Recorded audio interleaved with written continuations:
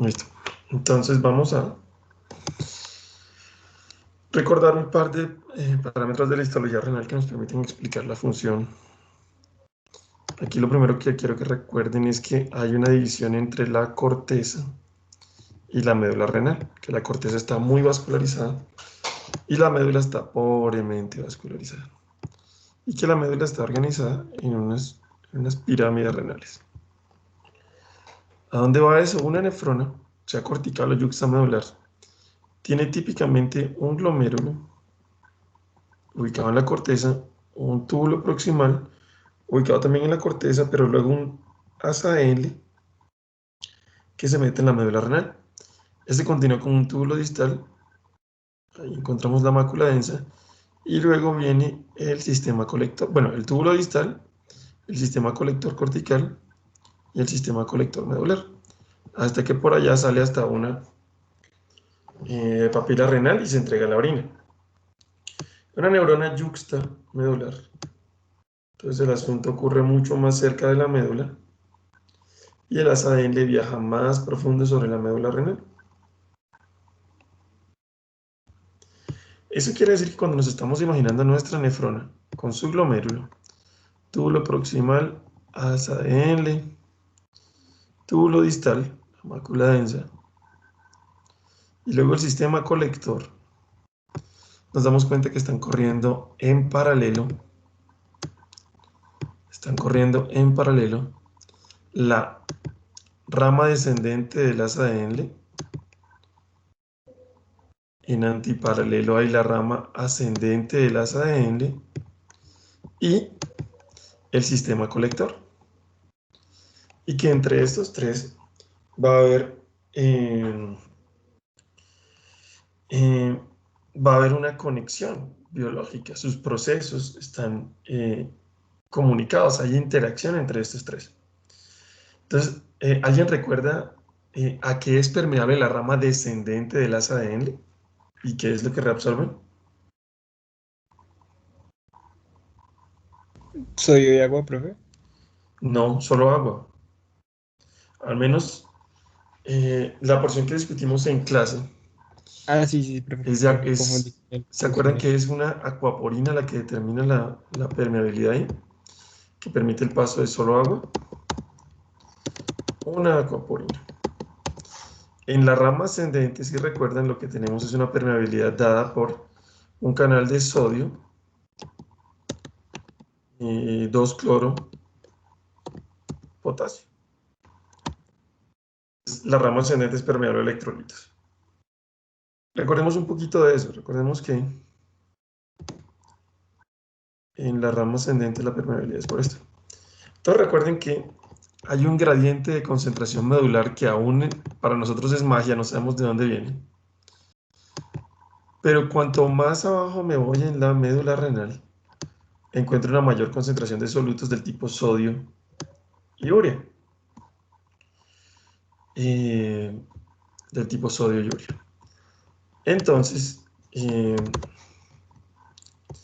al encontrarse con un intersticio renal tan concentrado, la rama descendente pierde agua. Al perder agua, el líquido al interior del túbulo se concentra y eh, alcanza la misma osmolaridad que la máxima profundidad que alcanza el asa L. Entonces, aquí en esta profundidad, como la rama descendente perdió mucha agua, el líquido al interior del túbulo tiene una gran cantidad de solutos. Su osmolaridad se acerca a los 1200 milimoles por litro. Cuando ese líquido va subiendo, debería recuperar todo el agua que soltó al bajar, pero la rama ascendente es impermeable al agua. Entonces, para bajar su osmolaridad, lo que hace es perder electrolitos. Entonces, la rama ascendente coloca una gran cantidad de solutos en la médula, haciendo que la rama descendente pueda dejar más agua. Por eso este sistema multiplicador a contracorriente está funcionando. Pero para que empiece a funcionar debe tener una mayor concentración de solutos en la médula que en la corteza. Entonces, ¿eso cómo lo explicamos? Entonces, lo que tenemos que ver es qué relación tiene el... Entonces tenemos... Gris, no. tenemos el glomérulo,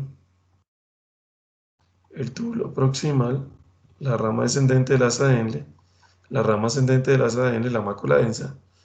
Pero luego recuerden que hay convergencia de túbulos distales para poder producir el túbulo colector cortical y que varios túbulos colectores corticales hacen convergencia para poder constituir el conducto colector medular. Y ese gran conducto colector medular es el que se va a llevar finalmente a chichi. Ahora, ayer mencionamos algo sobre los receptores de vasopresina, de arginina vasopresina, hormona antidiurética que están en la última parte del túbulo distal del sistema colector. Pero resulta que ayer hablamos del estímulo de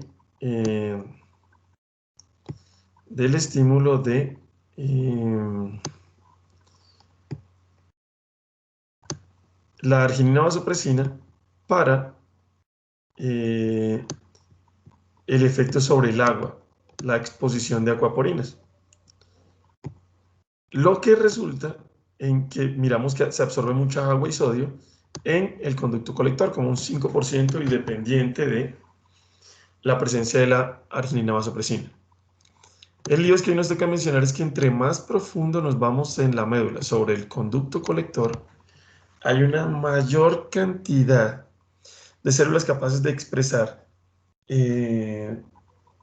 las proteínas UTA1, UTA2 y UTA3, especialmente UTA1 y UTA3, en respuesta a la arginina vasopresina. Recuerden que UTA se refiere a transportador de urea A y el número la subcategoría.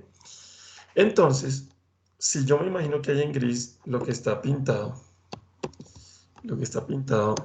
son canales del tipo UTA, es decir, transportador de urea. Cuanto más abajo me voy en la médula renal, mayor la cantidad en el conducto colector de estos transportadores de urea. Entonces, cuanto más profundo me voy en el conducto colector, hay una mayor cantidad de urea en el intersticio. De ahí es donde viene la urea que pone a funcionar el mecanismo de concentración a contracorriente. Sin la acción de la arginina vasopresina no se reabsorbería tanta urea, y recuerden que esta urea es la que mantiene un gradiente de concentración medular que permite, entonces acá tengo la urea, entonces como hay cada vez mayor concentración de urea en la médula renal, cuando la rama descendente del asa de Henle se va encontrando con eso, pues cada vez va liberando más agua. Entonces por eso los líquidos se concentran al interior del túbulo. Y como los líquidos se concentran al interior del túbulo, cuando estos van subiendo, van dejando salir más electrolitos del tipo sodio, cloro y potasio. Y estos electrolitos van a favorecer ese gradiente de concentración medular que va a permitir ese sistema de concentración a contracorriente, ese sistema multiplicador contracorriente. Y el motor de todo eso viene a través de la presencia de los transportadores de urea en el conducto colector medular, que son expresados gracias a la estimulación de la arginina vasopresina. Este proceso que yo estoy explicando acá, muy sencillo, tiene una explicación molecular compleja. Sin embargo, lo que me interesa que quede memorizado de esta pequeña sesión es que tienen que pensar que el conducto colector está reabsorbiendo grandes cantidades de agua, sodio y urea, y que el agua y sodio está siendo transportado por la circulación hacia el resto del cuerpo, mientras que la urea se está quedando depositada en el intersticio renal, aumentando el gradiente de concentración medular y permitiendo la función del mecanismo de concentración a contracorriente.